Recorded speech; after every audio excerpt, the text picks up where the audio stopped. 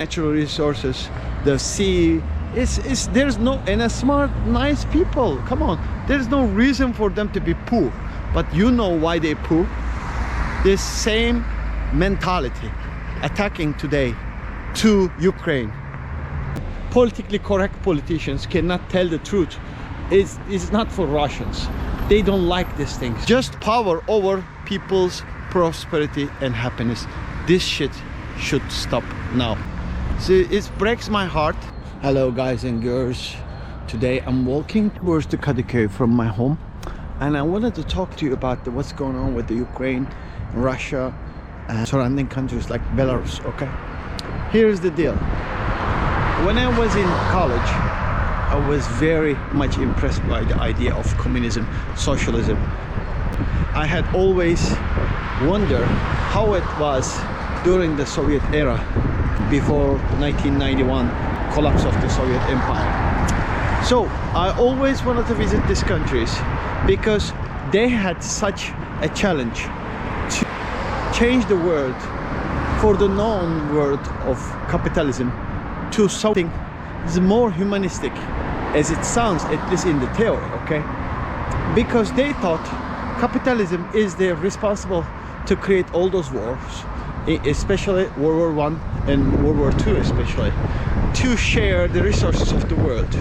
But they thought the ownership of a property by large, having all the manufacturing, the food, the agricultural land by the private party instead of the entire community is creating these problems. Basically, capitalists are shaping the way of the government, how the government operates, and therefore sometimes in order to protect their worldwide interests, especially big capitalists, pushes countries like US, UK, name it, into a large, also Germany once upon a time again, into a huge wars. That's why the socialism, communism idea in general was a really humanistic approach, by allowing people to be able to use the country's resources equally as much as they need it. So the resources are abundant, and then if they can be controlled by the one source, like in socialism, that could be more efficient, and nobody ever would be suffering from poverty. So it will stop the poverty of the people. That was the promise, right? By the way, I'm passing through the bridge. It is so beautiful, even that the weather is so dark and not really happy today, not a really happy mood. And because of that, I had always interest into learn about the Soviet countries, how the culture was, how the life was during the Soviet era. And meantime, I have developed interest in learning of literature. I've read most of the good Russian novelists, especially Dostoevsky. I'm the biggest fan of him. I read all his books, and it's just incredible how he understands the human psychology better than a psychoanalyst, in my humble opinion. So they were so good, especially Tolstoy, Dostoevsky, Turgenev, Pushkin, Chekhov. All those great guys was also representing a great culture of Russian culture. Russian culture was a very dominant one. It was very improved. They created the empire, and they lost the empire during the 1500s to 1900s. It was an important empire. Then later on, Soviet Empire came, and that also created the, in a way, polarized world during the Cold War and everything. So at the end, they collapsed in 1991. Socialism collapsed. It just didn't work out. And then I have been countries like Moscow. I've been in Moscow. I've been several times in Ukraine for work. Kiev, Odessa, and Ivano-Fransky I have been. And I have spent last year about 4 or 5 months in Belarus, Minsk, to be able to observe the culture, the life, and I go after the remnants of the Soviet era lifestyle. How was it? How was the apartment? How was the shopping? What were they eating? How they were celebrating, and then how they were flirting, how they were getting married, how the family life was, the people's responsibility what was, and then all those things was super duper interesting for me. In the meantime, it's hard not to notice Russian people like very strong figures, okay? Democracy, like a Western style, politically correct politicians cannot tell the truth. It's not for Russians. They don't like these things, okay? They don't respect things, the people who doesn't speak straight to their face. They don't like that kind of things, so they like strong figures. You know, you can look it up, all the charts of the Russian Empire, all the strong figures.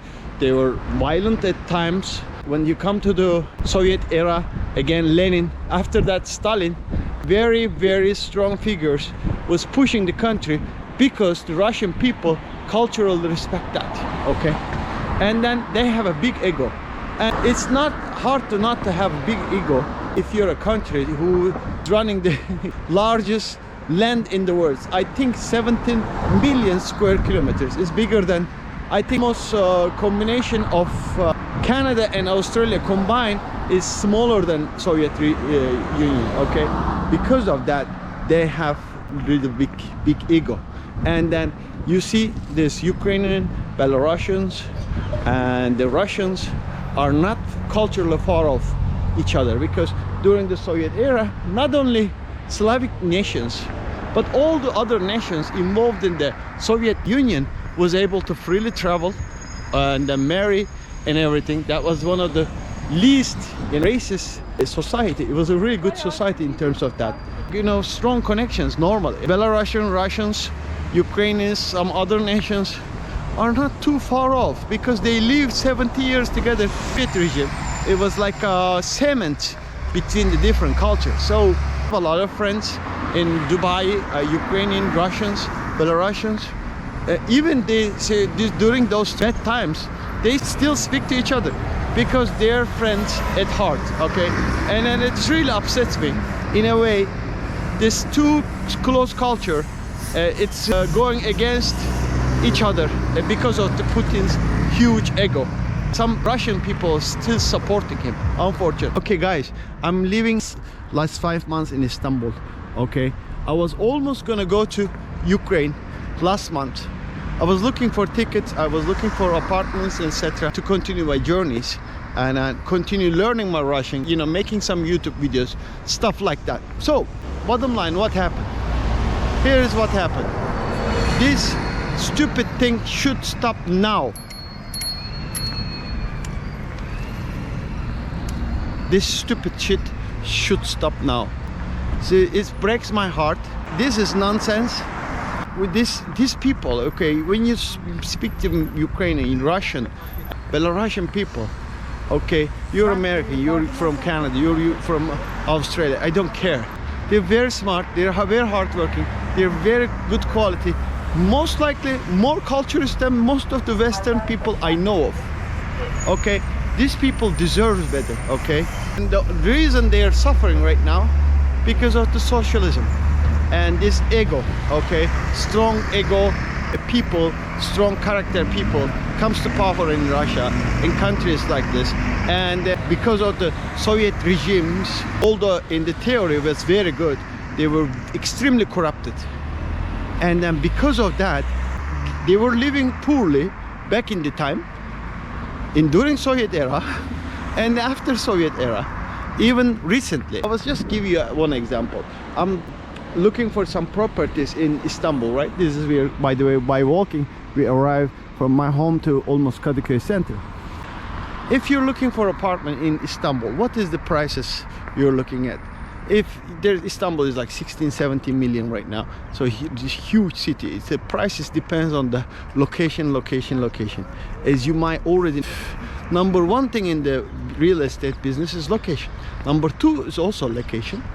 Number three is also location. Then fourth one, you can talk about the building quality, this and that, you know what I mean? If they have balcony extra, these are the secondary or third, fourth, fifth, sixth, seventh reason that you want to check property. So the For instance, in Esenyurt, apartment will cost you 1 million lira.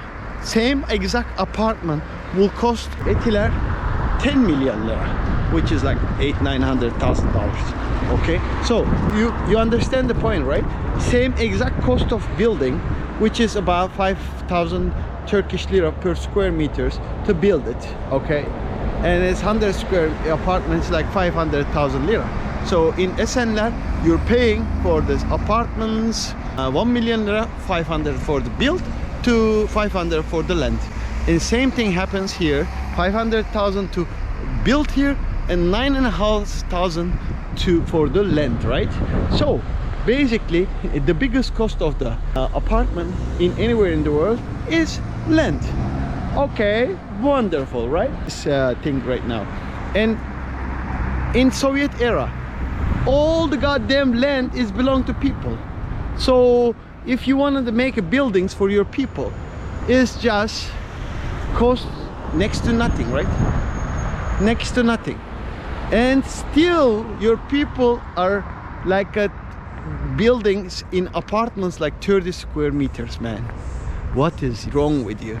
Did you have a scarcity of the iron, cement, etc.? You couldn't produce it in your home country.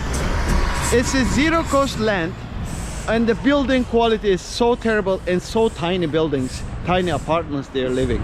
So this is the socialism, what made to them. If you go to Ukraine one day, you will see all everywhere forest, good natural resources, the sea. There's no, and a smart, nice people. Come on, there's no reason for them to be poor. But you know why they poor? This same mentality attacking today to Ukraine. Just power over people's prosperity and happiness. This shit should stop now. By the way, we arrived Kadıköy now.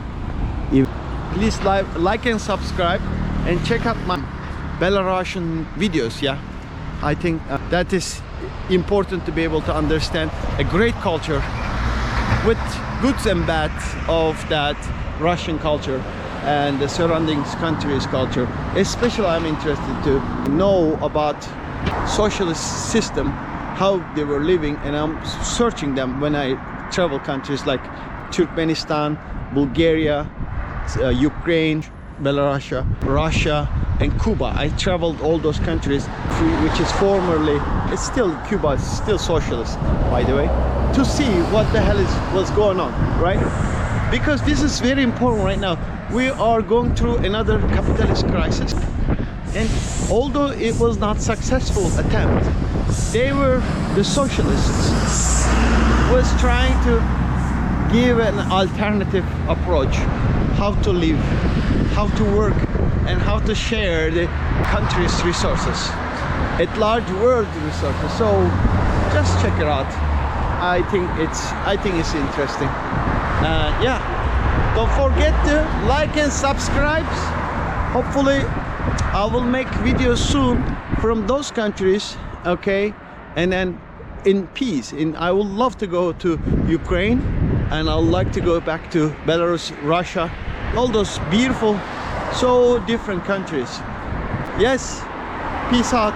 Hopefully next time I speak to you about this subject, it will be finally peace. Take care.